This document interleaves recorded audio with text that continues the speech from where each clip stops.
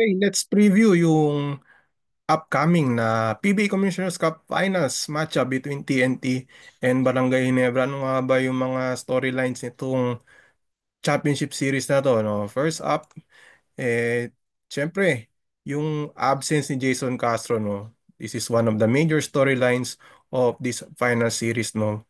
For the first time in the third time na makikita itong TNT and Barangay Ginebra ay hindi makakapaglaro si Jason Castro due to a ruptured patellar tendon in his right knee na kanyang nakuha nung Game 2 of the semifinal series against Rain or Shine. So sabi nga nung ating mga players and coaches during the finals press conference nung Lunes ay malaking bagay yung absence ni Jason Castro at ang tanong na lang dito ay kung sino ang step up para sa TNT lalo na they are going for their third title in as many times against Barangay Ginebra but they will have to do it without Jason Castro. Pangalawa na storyline syempre yung matchup ni Troy Rosario against his former team sa finals.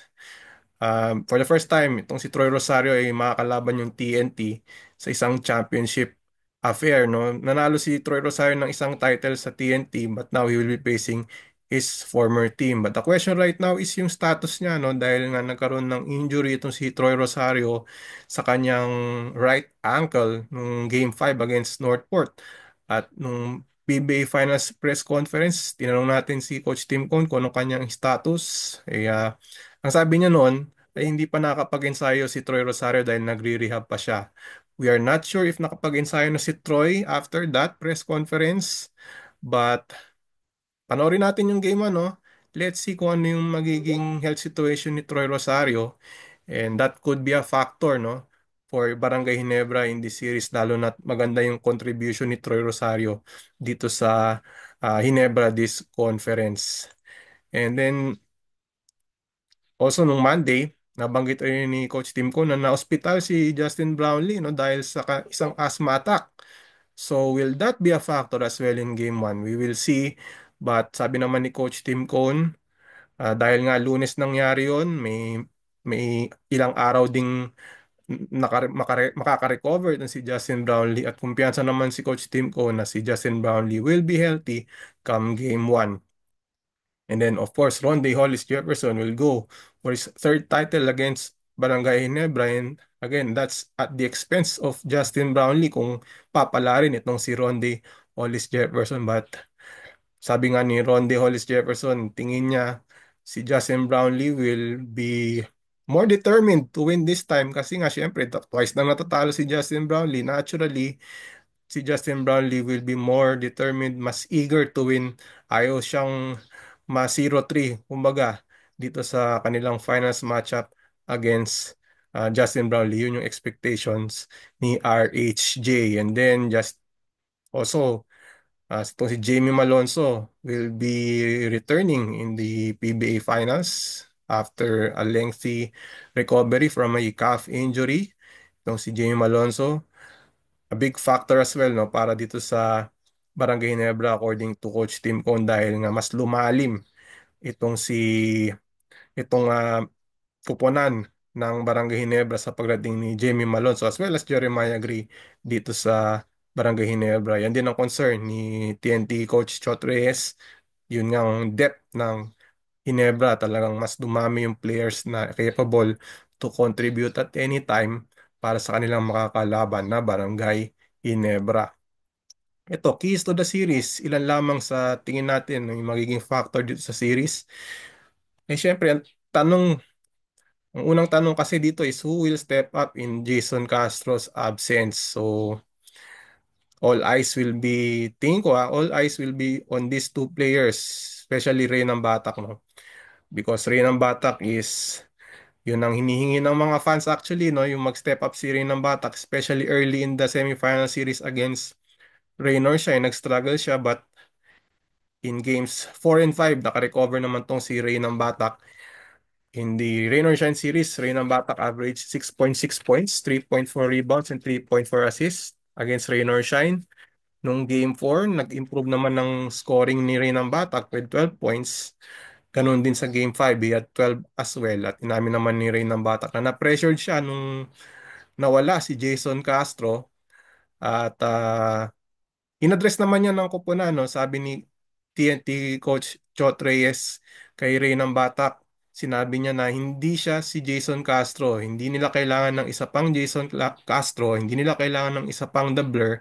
Ang kailangan nila ay isang Stingray, Ray ng Batak. So mukhang yung heart-to-heart talk nila, no, between Coach Chot Reyes and Ray ng Batak, help ng Batak na mawala yung pressure at naging maganda naman yung performance ni Ray ng Batak sa last two games ng serye. And then, syempre, on the other side, meron din kailangan mag-step up in the absence of Jason Castro, and that's RJ Abarientos. So yung mata nasa kanya rin.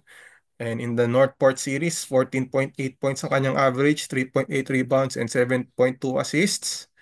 And sabi nga ni RJ Abarientos, during the last final series ay naramdaman pa rin niya yung kagalingan ni Jason Castro. At dahil nga doon, si Jason Castro ang naging Finals MVP. So now that Jason Castro is not around for this final series, it's the chance of RJ Barrientos to shine and hopefully lead this team to a championship series, no, against TNT.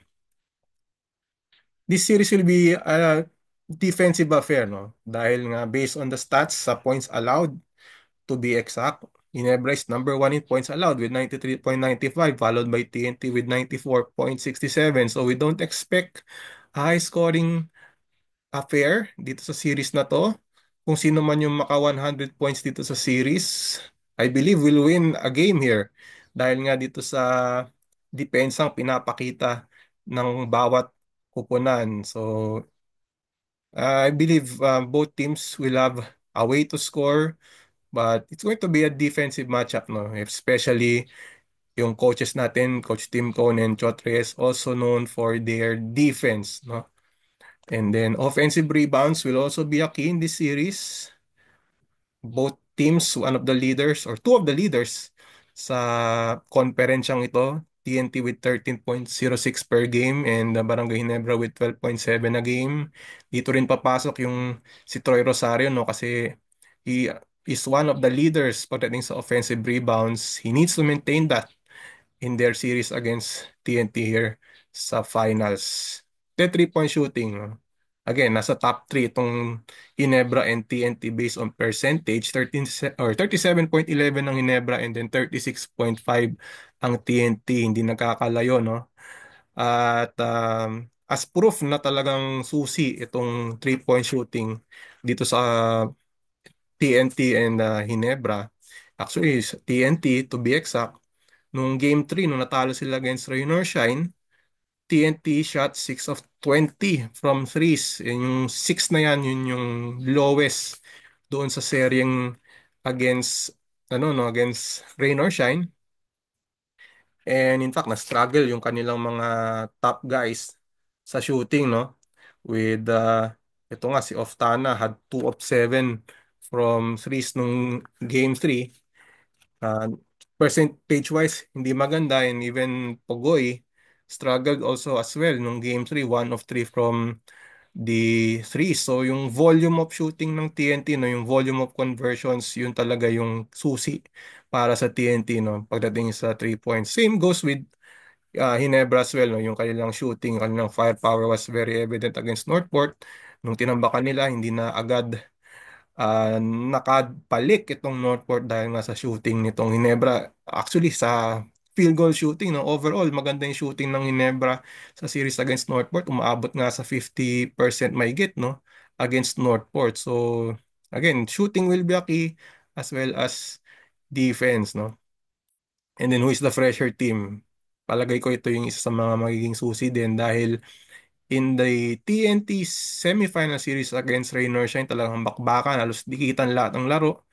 Yung mga stars, top stars ng TNT like Rondy Hollis Jefferson had major minutes, heavy minutes. Ito namang Barangay Ginebra, halos tambak. Actually, lahat ng panalo ng Ginebra, tambak.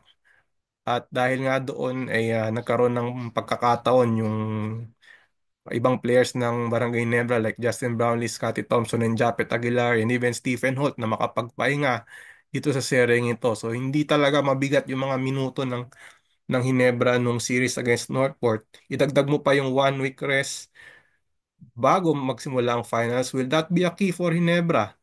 Tignan natin yan no, sa game number 1.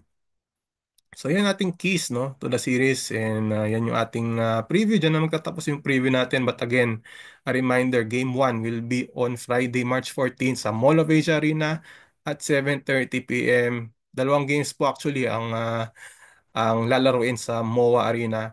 That's Friday game 1 and then Sunday game 2. And the rest, yan na po yung rest of the schedule. Game 3 hanggang game 7. At we expect an exciting final series once again between TNT and Barangay Ginebra. So dyan na po nagtatapos yung ating preview ng ating final series between TNT and Barangay Ginebra.